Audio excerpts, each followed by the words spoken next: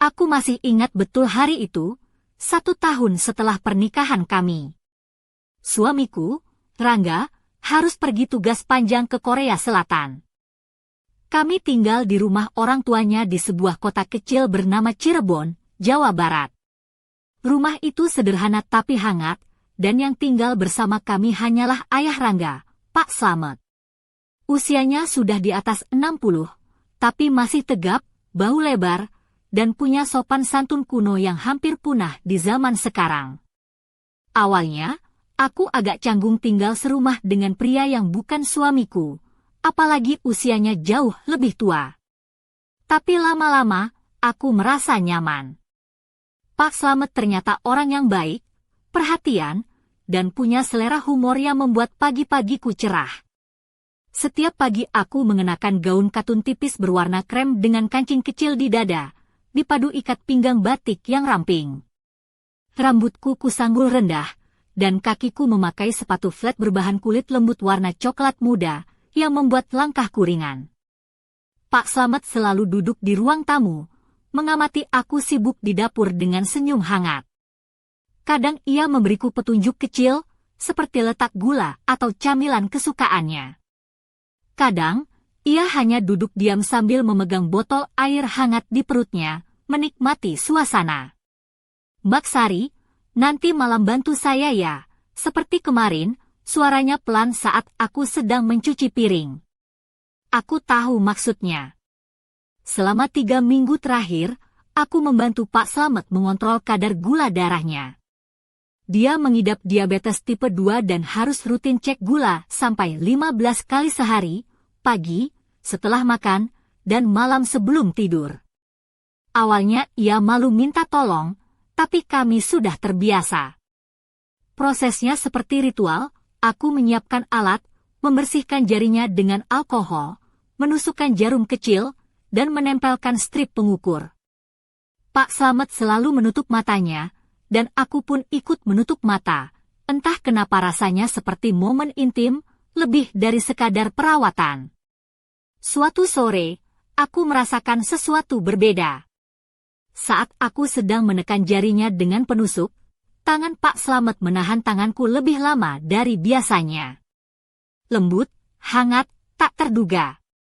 Aku pura-pura tak melihat dan melanjutkan tugasku. Malam sebelum tidur, dia memanggil lagi, "Mbak, boleh saya minta sebelum makan malam?" Aku mengangguk. Dia duduk di kursi, aku berlutut di depannya agar lebih nyaman. Tangannya hangat dan kering. Aku menangkap tatapannya yang dalam, dari wajahku ke tali tipis gaunku, ke lekuk leherku. "Kamu seperti malaikat, Mbak Sari. Aku tak tahu bagaimana aku tanpa kamu," katanya lirih. Aku mengalihkan pandangan. "Senang bisa membantu, Pak," jawabku. Ia hanya menghela napas panjang, berat tapi lega. Aku menyimpan alat itu, tapi udara di ruangan terasa berbeda, tegang, seperti akan turun hujan. Keesokan harinya, rutinitas itu berulang. Tapi kali ini Pak Slamet mulai memanggilku lebih sering, bahkan di tengah malam. Aku lelah, tapi tak bisa menolak. Ia semakin sering memujiku, tangan lembut, sabar, teratur. Kadang aku sengaja memilih gaun dengan bahan agak tebal tapi potongan yang mengundang perhatian, atau memakai stoking tipis yang samar terlihat dari balik jubah rumahku. Kenapa? Aku sendiri tak tahu. Mungkin karena aku ingin dilihat, atau hanya karena kesepian. Suatu pagi, aku keluar dari kamar mandi dengan rambut basah, dan melihat Pak Slamet berdiri di pintu, seolah tidak sengaja. Matanya menelusuri leherku yang basah, handuk yang nyaris jatuh dari dadaku. "Maaf, saya kira kamu sudah siap," katanya gugup. Aku tersenyum. "Tidak apa-apa, Pak. Memang tidak sengaja." Tapi sejak hari itu, aku merasakan ada yang berubah di antara kami. Sedikit cemas merayap di hatiku. Seminggu berlalu setelah pagi itu dengan handuk basah. Semua tampak biasa, tapi ada sesuatu yang berbeda dari Pak Slamet. Ia jadi lebih pendiam, penuh pikir, bahkan saat cek gula ia tampak malu seolah takut merusak benang tipis yang menghubungkan kami. Suatu hari ia bertanya lembut, "Bak, mungkin malam ini kita tidak cek malam ya?" Aku terkejut. "Kenapa, Pak?" "Kan harus," jawabku. "Aku cuma ingin kamu istirahat." "Kamu capek, ya?"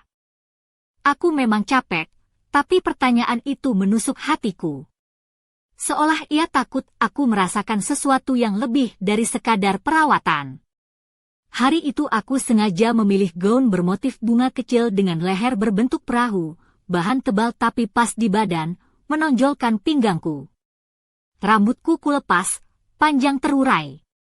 Pak Slamet pernah bilang dia suka rambut panjangku. Saat aku menyerahkan alat cek gula, matanya terpaku pada pergelangan tanganku sebentar lama. "Bak, hari ini cantik sekali," katanya. Aku membalas cepat, "Terima kasih, Pak," dan duduk di sampingnya. Tapi kali ini ia meletakkan tangannya di pinggangku, lembut, hangat, seolah ingin membantuku tetap seimbang, tapi jarinya bergerak pelan, penuh kelembutan. Jantungku berdegup kencang. Alat itu berbunyi, angka normal, tapi aku tidak. Malam itu aku tak bisa tidur. Pikiran kusut, tubuhku panas oleh rasa aneh. Aku teringat tatapan Pak Slamet, sentuhan jarinya, kehangatan di pinggangku. Apa ini kebetulan? Apa aku mau ini? Keesokan pagi ia tampak tegang, menghindari tatapanku. Cek gula berjalan hening. Saat aku hendak pergi, ia berkata pelan, "Maafkan saya, kalau saya salah." "Apa salahnya?" "Semuanya baik-baik saja," jawabku. Ia mengangguk, tapi aku tahu dia berusaha keras mengendalikan dirinya. Hari itu datang paket dari Rangga, suamiku. Di dalamnya ada sepucuk surat, "Bak Sari, untukmu aku punya Dewi." Dan sepasang lingerie merah, tipis, rendah, jelas bukan untuk sehari-hari. Aku merinding. Aku sembunyikan di lemari, tapi pikiranku terus berputar. Kalau aku pakai ini, apa Pak Slamet akan melihat? Akan bereaksi? Aku seharusnya tidak berpikir seperti itu. Aku sudah menikah. Tapi malam berikutnya, aku tak tahan. Aku pakai lingerie itu di bawah jubah, hanya untuk diriku sendiri, pengingat bahwa aku wanita, bahwa aku masih bisa dirindukan. Saat Pak Slamet memanggil untuk cek malam, aku berjalan pelan, setiap langkah bergetar di dada. Dia memakai piyama, rambutnya rapi. Wajahnya lelah tapi masih bugar. Saat aku membungkuk mengambil alat, jubahku terbuka sedikit. Matanya tertuju ke situ, lalu dia cepat menoleh. "Bak, kalau aku minta kamu pergi sekarang, mau pergi?" bisiknya. "Tidak," jawabku lirih. "Aku akan tetap di sini, kalau kau tak keberatan." Dia diam lama, lalu mengulurkan tangan, menyentuh bahuku tapi tak ke bawah. Aku tak berani. Aku menutupi tangannya dengan tanganku. Kami tak melakukan apa-apa, tak ada sentuhan berlebihan, tak ada kata-kata. Hanya tatapan, tangan di tangan, napas yang saling mendekat dalam keheningan malam. Tapi sejak malam itu, suasana di rumah berubah. Meskipun kami berusaha menjaga keseimbangan rutinitas, cek gula, makan, bicara, ada ketegangan sunyi yang tinggal di antara kami. Aku mulai sering menangkap tatapan Pak Slamet padaku. Bukan nafsu, tapi kekaguman yang teduh, seolah ia berterima kasih hanya karena aku ada. Ia jadi sangat sopan, hampir kaku, dan itu justru membuat suasana makin misterius. Saat aku datang dengan alat, ia merapikan kemeja dan kerahnya, seperti akan pergi kencan. Suatu sore, sebelum hujan turun, listrik padam. Sepertinya lagi masalah di panel listrik, gumamnya sambil bangun dari kursi. Aku ikut, ya? Bawa senter kecilku. Kami turun ke ruang bawah tanah yang bau lembab dan kayu tua. Dia pegang senter, aku bawa kotak alat. Saat ia membuka panel, aku terpeleset di lantai basah dan memegang bahunya agar tidak jatuh. Tangan Pak Slamet menyentuh pinggangku. Dengan tangan satunya ia memegang senter, cahaya menyinari pahaku yang terkembang di balik gaun tipisku. "Maaf," bisikku. Ia tidak menjawab, hanya menarikku sedikit lebih dekat, seolah karena momentum. Punggungku menyentuh dadanya. Hanya sesaat. Tapi dalam sesaat itu ada semuanya, kesepian, larangan, dan kehangatan yang menyala. Ketika listrik menyala lagi, ia mundur cepat dan berbisik, "Kita harus hati-hati, Baksari. Kita tidak boleh." Aku diam. Di kamar, aku melihat jubahnya tergantung di gantungan. Aku ingin memeluknya, merasakan tekstur dan baunya, tembakau, mint, dan sabun pria yang bersih. Aku menyusuri lapisan kain itu dengan jari-jari, dan tiba-tiba rasa aneh menggelora. Aku duduk di tempat tidur, memeluk jubah itu, menutup mata. Malu dan gairah berbaur jadi satu. Keesokan harinya, Pak Slamet lama tak keluar kamar. Saat muncul, dengan wajah bersih dan wangi parfum baru, aku merasa ada tusukan aneh di dadaku.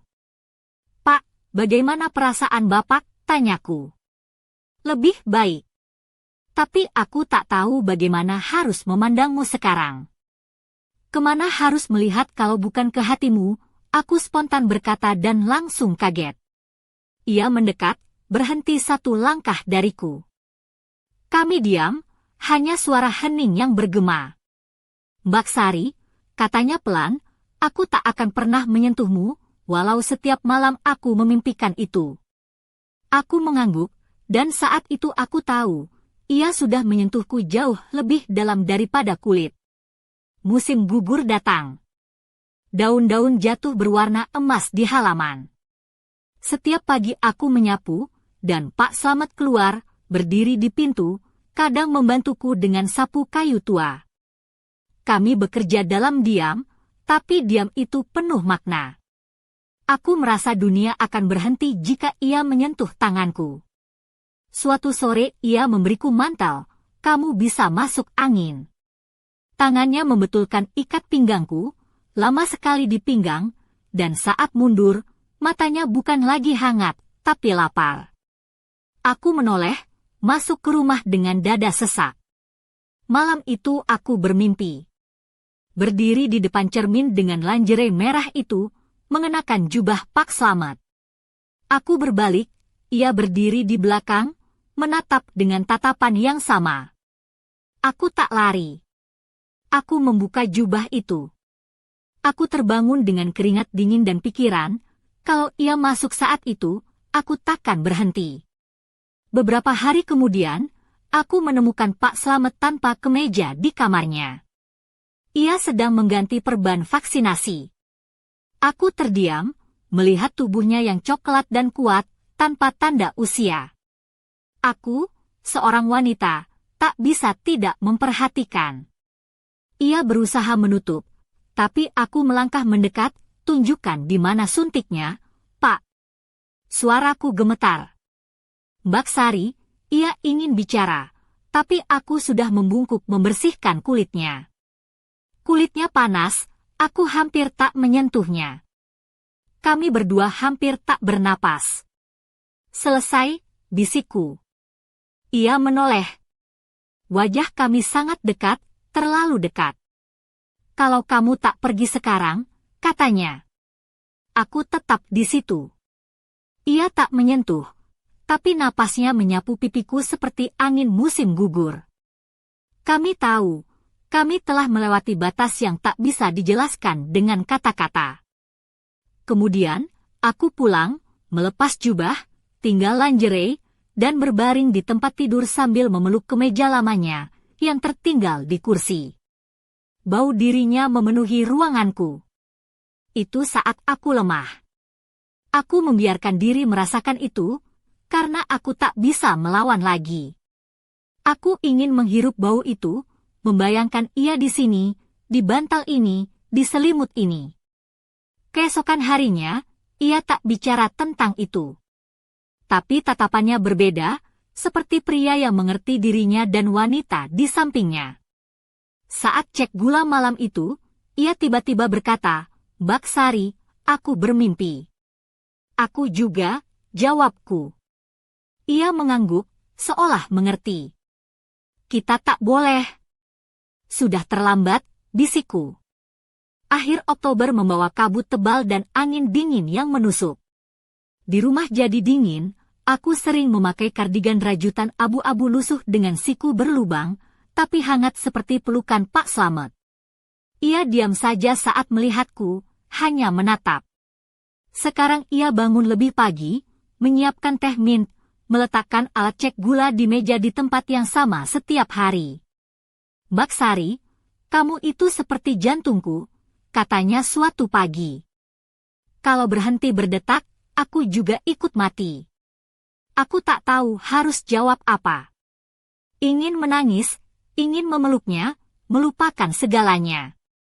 Lupakan aku tak bebas. Lupakan larangan ini.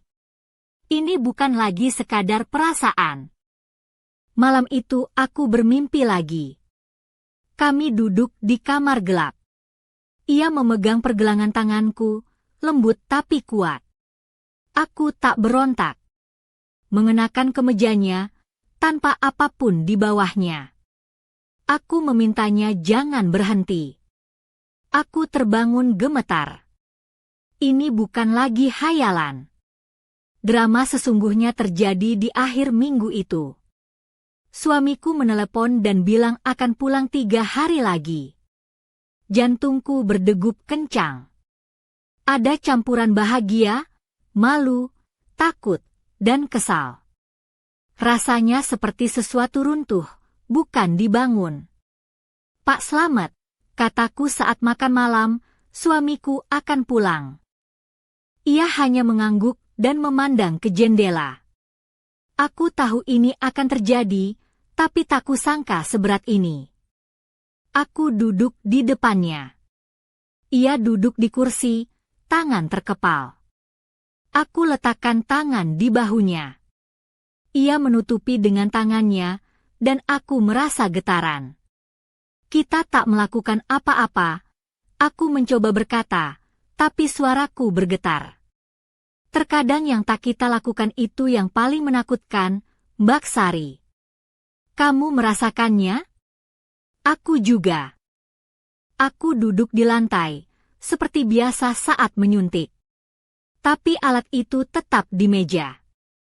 Kami hanya duduk diam. Ia menyisir rambutku pelan, seolah mengucapkan selamat tinggal. Kamu cahaya yang tak pernah kumiliki. Kehangatan yang sudah lama hilang. Ia menunduk, bibirnya hampir menyentuh dahiku. Hampir. Tapi tak jadi. Ia tak berani. Keesokan paginya, aku bangun, tapi ia sudah tiada. Tak ada di dapur atau ruang tamu. Kamar tidurnya kosong. Di kasur tergeletak secari kertas. Mbak Sari, aku pergi ke sanatorium yang pernah aku ceritakan. Kamu pasti ingat. Aku ingin kamu menyambut suamimu dengan tenang. Semoga jiwamu bersih dan semua baik-baik saja. Aku pergi bukan karena kamu menolak aku, tapi karena aku takut pada diriku sendiri. Terima kasih atas kehangatanmu. Jika suatu hari kamu membuka pintu dan aku berdiri di sana, ketahuilah, aku tak pernah melupakanmu. Amin. Aku membaca surat itu, air mata jatuh di meja. Ia pergi. Saat itu aku tahu, aku bukan lagi wanita yang sama setahun lalu. Aku berubah. Menjadi wanita yang pernah merasakan sesuatu yang hampir terlarang, hampir seperti dongeng, tapi sangat nyata. 3 hari kemudian suamiku pulang. Aku menyambutnya dengan kardigan abu-abu itu. Ia memelukku, menghirup aroma rambutku dan berbisik, "Kamu bau berbeda, seperti kamu benar-benar hidup." Aku memeluknya erat, menutup mata, dan tiba-tiba merasakan ada yang mengawasi. Aku melangkah ke balkon. Jauh di seberang jalan, di halte bis, berdiri Pak Slamet dengan tasnya. Ia menatap ke atas, langsung ke arahku, tak tersenyum, hanya mengangguk sekali, lalu pergi. Hari itu, aku bangun dengan perasaan campur aduk. Bayangan Pak Slamet masih menghantui pikiranku, dan aroma kardigan abu-abu yang kukenakan semalam seolah menempel di kulit. Aku berdiri di depan cermin, membenahi rambut yang sedikit berantakan, mengenakan blus putih tipis yang agak transparan di bagian lengan, dan rok batik panjangnya membelai lembut kakinya. Sepatu flat coklatku menambah kesan sederhana tapi manis. Aku sengaja memilih pakaian yang nyaman tapi tetap rapi, karena aku tahu suamiku akan pulang hari ini. Pagi itu, udara Cirebon cerah, tapi hatiku berat. Aku mengingat bagaimana Pak Slamet sering duduk diam di teras, menyunggingkan senyum tipis yang penuh cerita. Aku bersiap menyambut Rangga, suamiku, di stasiun kereta. Aku berusaha menenangkan diri, menghapus sisa-sisa perasaan yang berputar liar dalam dada. Sebelum berangkat, aku menyempatkan diri ke dapur.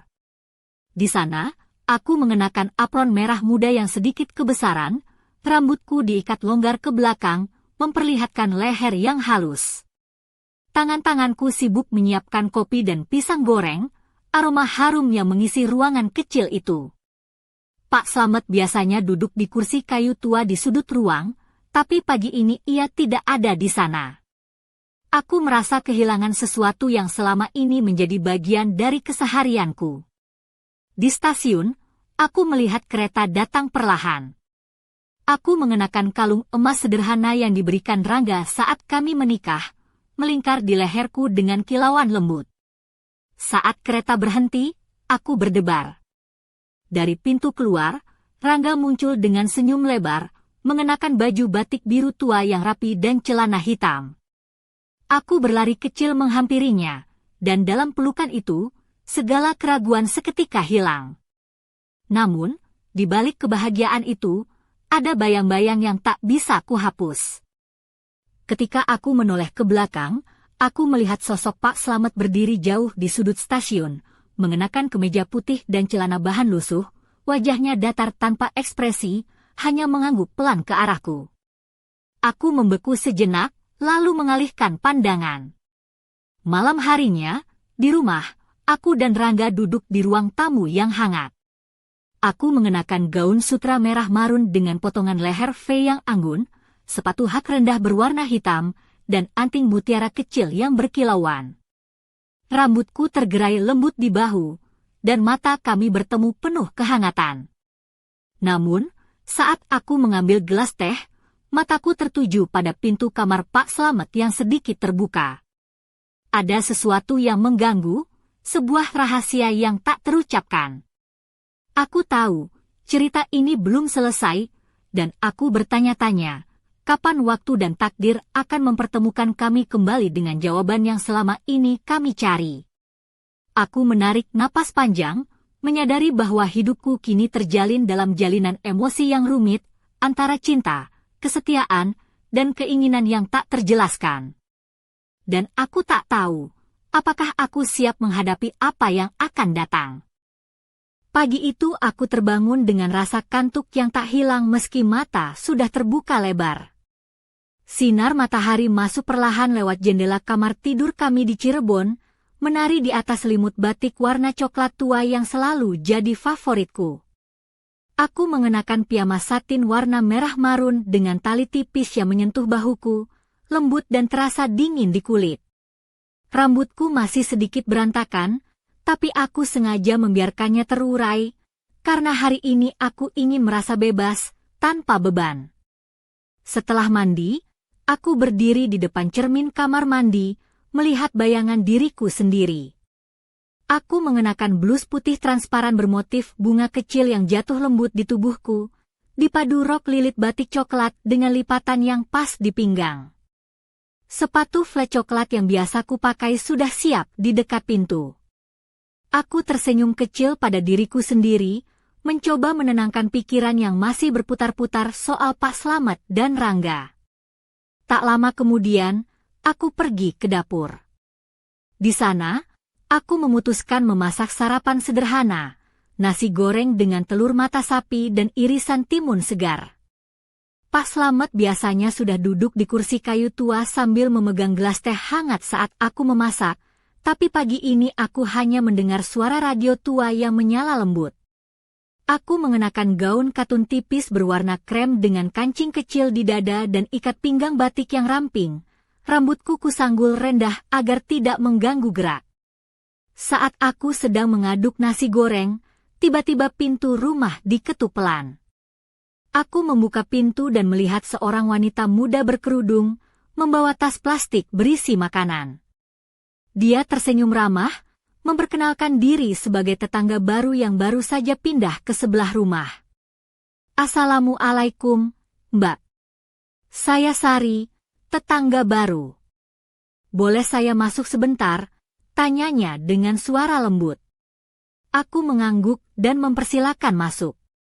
Dia duduk di ruang tamu dengan sopan, mengenakan gamis panjang warna biru tua dan jilbab motif bunga kecil.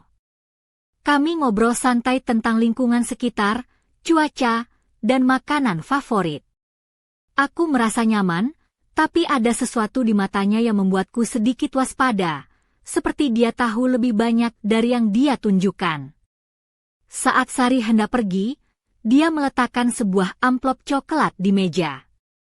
Ini untuk Mbak Sari, dari Pak Slamet, katanya sambil tersenyum misterius. Hatiku berdebar.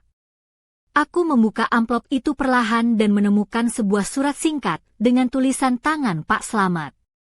Mbak Sari, aku pergi untuk sementara waktu. Ada hal yang harus aku selesaikan demi kebaikan kita semua. Jaga dirimu dan Rangga baik-baik. Jangan sampai rahasia ini mengganggu kebahagiaan kalian. Aku menatap surat itu, bingung dan penasaran. Rahasia apa yang dimaksud Pak Slamet? Aku merasa seperti terjebak dalam cerita yang lebih besar dari yang kukira. Sari menatapku dalam-dalam dan berbisik, Mbak, hati-hati. Kadang yang terlihat aman justru penuh bahaya. Saat pintu tertutup, aku berdiri di tengah ruang tamu, surat di tangan, dan pikiran yang semakin berat. Apa sebenarnya yang sedang terjadi di balik kedamaian rumah kecil ini? Dan apakah aku siap menghadapi jawaban yang akan datang? Malam itu, aku duduk di ruang tamu yang remang, hanya diterangi lampu meja kecil berwarna oranye hangat. Gaun malamku berwarna burgundi, terbuat dari bahan satin yang jatuh lembut mengikuti lekuk tubuhku. Tali tipis di bahu mengekspos pundak halus dan garis leherku yang memikat, sementara rok midi menutupi lutut dengan anggun. Sepatu hak rendah hitamku bersinar samar di bawah cahaya lampu. Rambutku terurai rapi, dan anting mutiara kecil berkilauan saat aku menggerakkan kepala perlahan. Aku merasakan napasku sedikit memburu, campuran antara rasa penasaran dan ketegangan yang tak terelakkan. Surat Pak Slamet masih tergeletak di meja, bersama secangkir kopi yang sudah dingin. Aku menggenggam amplop coklat itu seolah mencari keberanian. Sambil menatap keluar jendela, aku melihat bayangan pepohonan yang bergoyang tertiup angin malam yang dingin. Hujan kecil mulai turun, menambah kesan misterius di sekeliling rumah tua kami. Tiba-tiba ponselku berdering. Nomor tak dikenal. Aku ragu, tapi akhirnya mengangkat. Suara pria tua, serak dan berbisik, membuat bulu kuduk meremang. Mbak Sari, aku tahu apa yang terjadi antara kamu dan Pak Slamet. Jangan biarkan itu mengacaukan hidupmu. Ada sesuatu yang lebih besar dari yang kau kira. Aku menelan ludah, gugup. Siapa ini? Apa maksudmu? Tunggu saja. Semua akan terbuka. Hati-hati, Mbak. Jangan percaya pada siapapun. Telepon terputus secepat kilat. Aku duduk terpaku, tangan bergetar. Apa yang sebenarnya tersembunyi di balik senyum sopan Pak Slamet?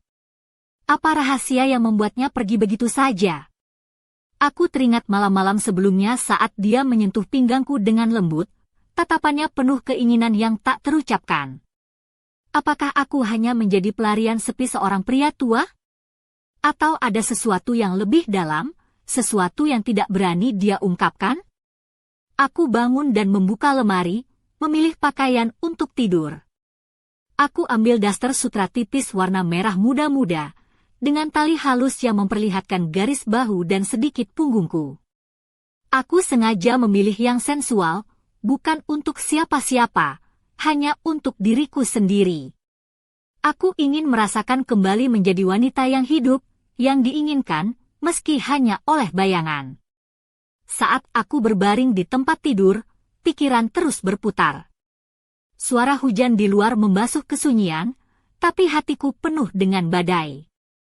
Aku bertanya-tanya, apakah aku bisa melepaskan semua ini, atau justru semakin terperangkap dalam jalinan rahasia dan perasaan yang berbahaya? Di sudut hatiku, ada bisikan samar yang mengatakan bahwa cerita ini belum selesai. Bahwa malam-malam penuh rahasia dan ketegangan ini baru permulaan dari sebuah perjalanan yang tak terduga. Dan aku tahu, besok pagi, aku harus menghadapi kenyataan yang mungkin akan mengubah hidupku selamanya. Pagi itu, kabut tipis menyelimuti halaman rumah kami di Cirebon, menciptakan suasana misterius yang sulit aku jelaskan. Aku mengenakan kebaya encim berwarna pastel dengan rendah halus di bagian lengan dan dada, dipadukan dengan kain batik parang yang membalut pinggangku dengan anggun. Sepatu selop berwarna coklat muda melengkapi penampilanku yang sederhana namun elegan. Rambutku kusanggul rapi, dihiasi bunga melati segar yang harum semerbak. Aku melangkah keluar rumah dengan hati yang berat, surat Pak Slamet masih terselip di saku kebaya. Di luar, udara pagi terasa sejuk, tapi pikiranku penuh dengan kegelisahan. Aku memutuskan untuk berjalan ke pasar tradisional dekat rumah, berharap hiruk-pikuk pedagang dan aroma rempah-rempah bisa mengalihkan perasaanku. Di pasar, aku bertemu dengan Bu Minah, penjual sayur yang sudah kukenal sejak kecil. Ia mengenakan kebaya sederhana dan kain batik yang warna-warni, wajahnya selalu cerah dengan senyum ramah. "Mbak Sari, kamu kelihatan lesu, ada apa?"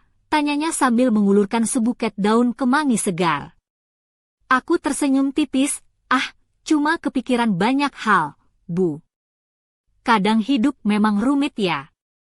Bu Minah tertawa kecil. Iya, Mbak. Tapi jangan sampai pikiranmu itu bikin kamu lupa makan. Nanti kurus kayak tali kecap. Aku terkekeh, kalau kurus tali kecap, itu berarti aku harus makan lebih banyak. Ya. Betul. Jangan lupa makan nasi, Mbak, bukan cuma mie instan. Setelah membeli sayur-sayuran segar, aku berjalan menyusuri gang kecil menuju warung kopi langgananku. Di sana, aku duduk di kursi kayu yang sudah usang, mengenakan kerudung tipis warna krem yang kubuka sedikit di depan agar leherku terlihat anggun. Pelayan warung, Pak Joko, mengenakan kemeja kotak-kotak dan celana jeans lusuh, menyambutku dengan canda, "Wah, Mbak Sari, hari ini kayak mau kondangan, nih."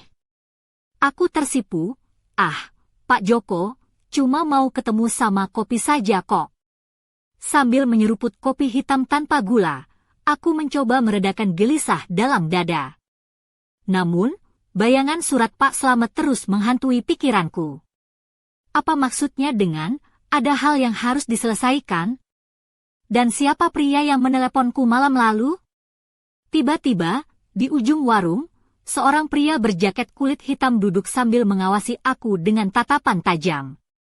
Aku merasa bulu kuduk berdiri, tapi aku mencoba tetap tenang. Pria itu mengenakan celana panjang hitam dan sepatu boots, rambutnya pendek dan rapi. Ia mengangkat gelas kopi lalu berlalu meninggalkanku tanpa berkata sepatah kata pun. Aku menghela napas panjang, berusaha mengalihkan perhatian dengan menatap keluar jendela yang mulai diguyur hujan rintik-rintik. Hujan dan rahasia seolah menjadi teman yang tak terpisahkan di hari-hariku kini. Hatiku berkata, ini baru permulaan. Ada sesuatu yang lebih besar menanti, sesuatu yang harus aku ungkap, sebelum semuanya terlambat.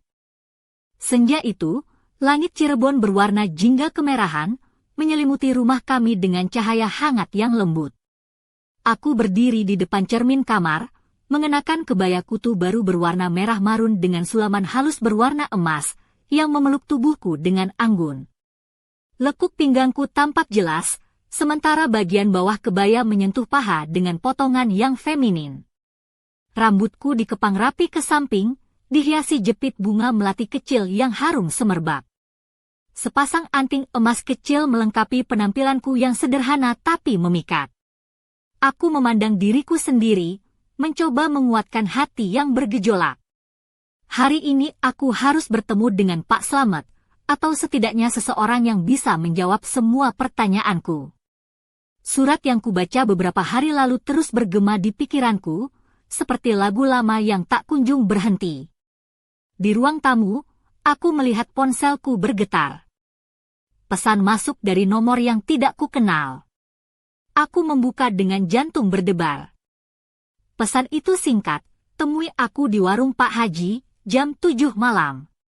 Ada yang harus kamu ketahui. Aku menghela napas, menyiapkan diri. Warung Pak Haji adalah tempat sederhana di pinggir jalan, sering dikunjungi para tukang ojek dan pedagang kecil. Aku memilih pakaian yang pas, blus putih lengan panjang dengan detail rendah di ujung lengannya, dipadukan dengan rok batik warna coklat tua. Sepatu flat coklat yang nyaman membuatku siap melangkah tanpa ragu. Saat tiba di warung, udara malam sudah mulai dingin. Lampu-lampu jalan menerangi jalanan basah bekas hujan sore tadi. Aku melihat sosok pria tua duduk di pojok warung, mengenakan kemeja putih lusuh dan peci hitam. Matanya tajam, dan senyum kecil terukir di bibirnya.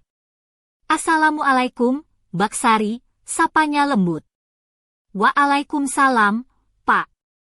Apakah Bapak yang mengirim pesan? Tanyaku dengan suara pelan. Ia mengangguk, ya, aku teman lama Pak Slamet. Ada hal penting yang harus kamu tahu. Tapi bukan di sini kita bicara. Aku mengikuti dia ke sebuah gang sempit di belakang warung. Di sana, ia mulai bercerita tentang masa lalu Pak Slamet, tentang sebuah rahasia keluarga yang sudah lama disembunyikan. Tentang cinta terlarang, pengkhianatan, dan janji yang belum terpenuhi. Sambil mendengarkan, aku merasakan campuran emosi, keheranan, sedih, dan juga sedikit takut. Ternyata ada alasan mengapa Pak Slamet pergi tiba-tiba, dan kenapa ia begitu berhati-hati denganku. Ketika cerita berakhir, pria itu menyerahkan sebuah amplop coklat kecil. Ini untukmu, Mbak. Bacalah ketika kamu sudah siap. Aku menerima amplop itu dengan tangan gemetar. Pria itu menghilang dalam kegelapan malam tanpa sepatah kata lagi. Aku berdiri di tengah gang, angin malam berhembus lembut, menyapu rambutku yang terurai. Aku membuka amplop perlahan. Di dalamnya ada foto hitam putih lama, seorang wanita muda dengan senyum manis, dan sebuah surat yang bertuliskan, untuk yang kucintai, aku akan menunggu di bawah bintang yang sama. Mataku membelalak. Siapakah wanita itu? Dan apa hubungannya dengan Pak Slamet dan keluarganya? Malam itu, aku pulang dengan hati penuh tanya. Rahasia ini semakin dalam, dan aku merasa seperti terperangkap dalam permainan yang lebih besar dari yang pernah kubayangkan. Aku tahu, dari sini, hidupku tak akan pernah sama lagi. Malam itu, setelah kembali dari gang sempit di belakang warung Pak Haji, aku merasa seolah berjalan di atas tali yang rapuh dan tipis. Angin malam yang dingin menerpa wajahku, membuat bulu kuduk meremang. Aku mengenakan gaun hitam sederhana dengan potongan V di bagian leher yang cukup dalam, memamerkan lekuk leher dan tulang selangka dengan anggun tanpa berlebihan. Sepatu hak rendah berwarna hitam menambah kesan elegan, sementara rambutku yang sedikit berombak jatuh bebas di bahu, menambah sentuhan sensual yang lembut. Sesampainya di rumah, aku menutup pintu dengan perlahan, berusaha menenangkan pikiran yang berputar liar. Suara hujan deras mulai mengguyur atap rumah, menambah suasana tegang yang sudah ada. Aku duduk di meja ruang tamu, membuka amplop coklat yang kubawa, dan mengeluarkan isi di dalamnya, sebuah surat dan beberapa foto hitam putih yang sudah agak pudar. Surat itu ditulis dengan tinta hitam, hurufnya rapi namun emosional. Mbak Sari, aku tahu ini berat, tapi kau harus tahu kebenaran. Wanita dalam foto itu adalah ibuku, Sariwati. Ia meninggalkan keluargaku demi cinta yang terlarang dengan ayahmu, Rangga. Karena itu, aku dan ayahmu punya masa lalu yang rumit dan penuh rahasia. Aku pergi bukan untuk menjauh, tapi untuk melindungi kalian dari luka yang tak perlu. Jaga Rangga dan dirimu baik-baik.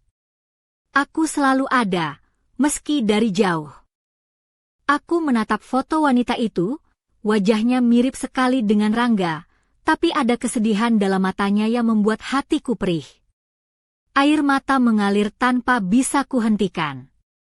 Aku merasakan beban yang selama ini tersembunyi mulai terangkat, tapi juga membuka luka yang baru. Tiba-tiba ponselku bergetar, pesan masuk dari nomor yang sama. Jangan biarkan masa lalu menghancurkan masa depanmu. Temui aku besok pagi di taman kota. Aku akan jelaskan segalanya. Aku menarik napas dalam-dalam, mencoba mempersiapkan diri. Apa yang akan aku hadapi besok? Apakah aku siap mengungkap semua rahasia yang selama ini tersembunyi?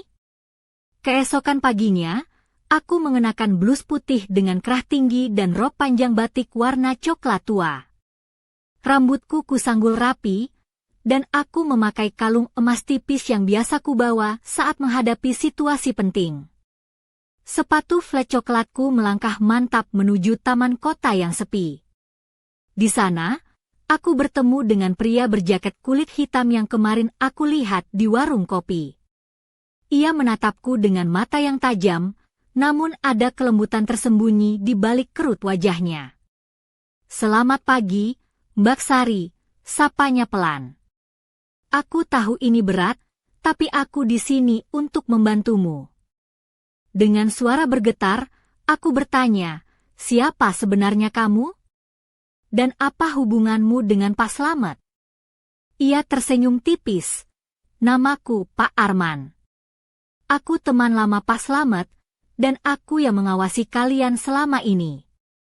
Ada banyak hal yang harus kamu ketahui tentang keluarga ini, tentang cinta dan pengorbanan yang tak terlihat." Aku menatapnya dalam-dalam, menyadari bahwa perjalanan ini belum berakhir. Malam yang panjang dan rahasia yang menumpuk masih menunggu untuk diungkap. Aku tahu, aku harus kuat, karena jawabannya mungkin akan mengubah segalanya. Malam itu, di bawah sinar rembulan yang temaram, aku duduk di teras rumah, mengenakan gaun malam berwarna navy yang membalut tubuhku dengan lembut.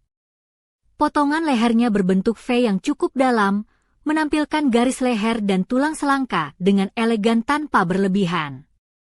Sepasang anting perak kecil berkilauan saat aku memutar kepala, dan rambutku yang tergerai lembut menambah kesan anggun sekaligus misterius. Udara malam yang sejuk menyentuh kulitku, membawa kesejukan yang kontras dengan gejolak di dalam dada. Pikiranku masih dipenuhi pertemuan dengan Pak Arman di taman kota tadi pagi. Kata-katanya tentang cinta dan pengorbanan yang tersembunyi mengusik hatiku, membuatku merasa seolah aku berdiri di ambang sebuah rahasia yang sangat dalam. Tiba-tiba, suara ketukan pelan terdengar di pintu depan. Aku bangkit dengan hati berdebar dan membuka pintu. Di sana berdiri Rangga, suamiku, dengan senyum lelah tapi hangat. Ia mengenakan kemeja batik lengan panjang warna coklat gelap dan celana kain hitam, Rambutnya sedikit berantakan karena perjalanan jauh dari bandara.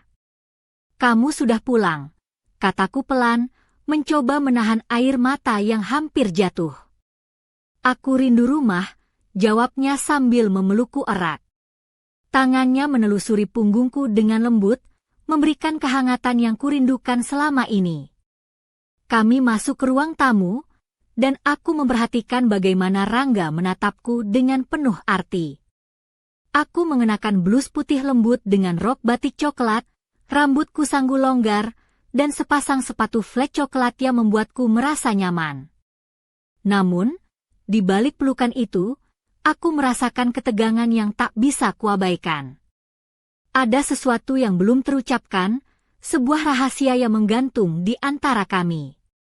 "Kita harus bicara, Rangga," suara hatiku memecah keheningan. Ia mengangguk pelan, "Aku tahu. Aku juga punya banyak yang harus kukatakan." Malam itu, kami duduk berhadapan di meja makan, lampu temara menerangi wajah kami yang penuh dengan harapan dan ketakutan. Kami mulai membuka lembaran masa lalu yang selama ini tersembunyi, mengurai benang-benang kusut yang membelit keluarga kami. Namun, saat cerita mulai mengalir, tiba-tiba ponsel Rangga bergetar. Pesan masuk dari nomor asing, "Berhati-hatilah. Ada yang mengawasi kalian." Kami saling berpandangan, dan aku tahu perjalanan ini belum berakhir. Malam itu adalah awal dari babak baru yang penuh misteri, di mana cinta, rahasia, dan bahaya saling berkelindan dalam kehidupan kami. Aku merasakan detak jantung yang semakin cepat, dan dalam hati aku berbisik, apa yang akan terjadi selanjutnya? Siapa sebenarnya yang mengawasi kami dari bayang-bayang? Malam itu, setelah pesan misterius di ponsel Rangga, aku tak bisa tidur. Aku berbaring di ranjang, mengenakan piyama satin berwarna merah muda lembut dengan tali tipis yang menonjolkan bahu dan leherku yang halus. Rambutku terurai bebas, menyentuh bantal dengan lembut, sementara mataku menatap kosong ke langit-langit kamar yang remang-remang. Hati dan pikiranku berputar liar, mencoba mencari tahu siapa yang mengawasi kami dan apa maksud di balik pesan itu. Keesokan paginya, aku memutuskan untuk keluar rumah, mencari udara segar di taman kota.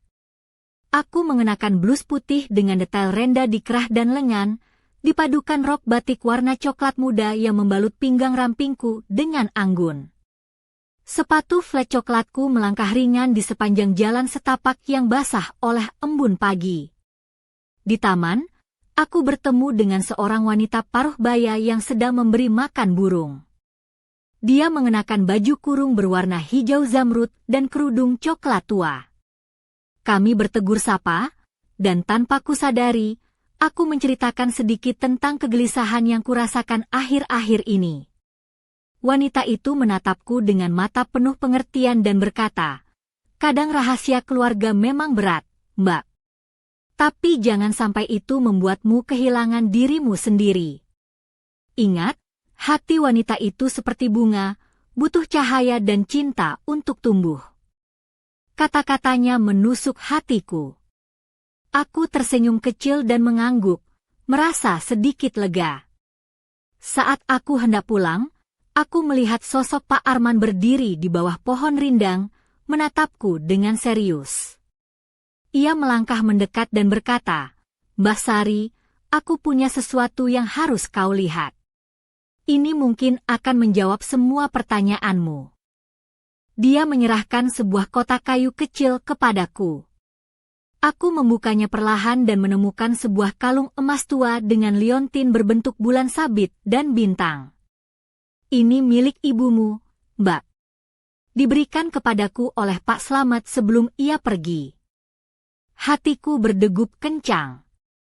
Aku merasakan campuran haru dan kebingungan. Apa arti kalung ini?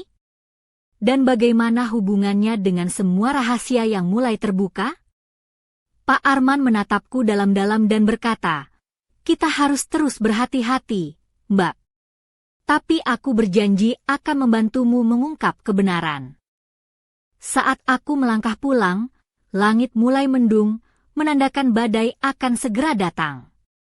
Aku tahu, badai itu bukan hanya di langit, tapi juga di dalam hidupku.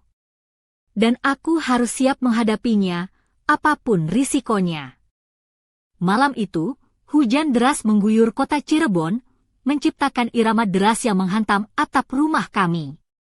Aku berdiri di depan cermin kamar tidur, mengenakan gaun hitam panjang dengan belahan sisi yang menampilkan kaki jenjangku secara elegan namun menggoda. Potongan lehernya rendah, memperlihatkan garis leher dan tulang selangka yang halus, sementara rambutku tergerai bebas dengan sedikit gelombang alami yang menambah sentuhan sensual tanpa berlebihan. Sepasang anting berlian kecil berkilauan lembut di bawah sinar lampu, menyempurnakan penampilanku malam itu. Jantungku berdetak kencang saat aku menatap bayangan diriku sendiri, membayangkan pertemuan yang akan segera terjadi. Surat, pesan misterius, dan kalung bulan sabit yang kubawa kini menjadi beban sekaligus kunci untuk membuka tabir masa lalu yang selama ini tersembunyi. Di ruang tamu, Rangga sudah menunggu, mengenakan jas hitam rapi dengan dasi warna gelap, wajahnya serius namun penuh harapan.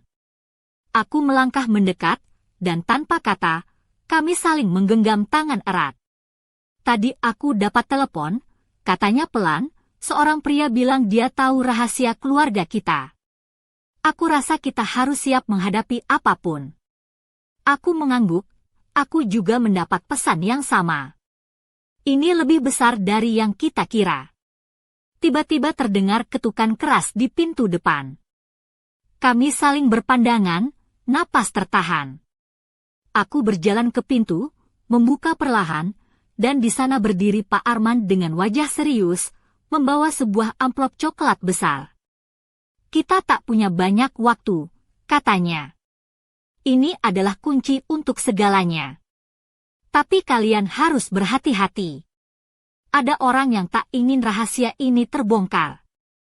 Aku merasakan tangan Rangga menggenggamku lebih erat. Di balik ketegangan itu, ada rasa persatuan yang kuat, seolah kami siap melawan dunia bersama. Saat aku membuka amplop itu, di dalamnya terdapat dokumen-dokumen lama, foto-foto keluarga, dan sebuah peta yang menandai sebuah tempat rahasia di luar kota. Ini, ujar Pak Arman, adalah awal dari perjalanan kita untuk menemukan kebenaran yang selama ini tersembunyi. Aku menatap Rangga, lalu kembali ke dokumen di tanganku. Hujan di luar semakin deras, tapi di dalam hatiku, ada nyala harapan yang takkan padam. Dan saat pintu tertutup rapat di belakang Pak Arman, aku tahu cerita kami belum berakhir. Justru, ini baru permulaan. Apa yang tersembunyi di balik peta itu? Rahasia apa yang menanti untuk diungkap? Dan apakah kami akan mampu melewati badai yang akan datang? Semua pertanyaan itu menggantung di udara, menunggu jawaban di babak berikutnya.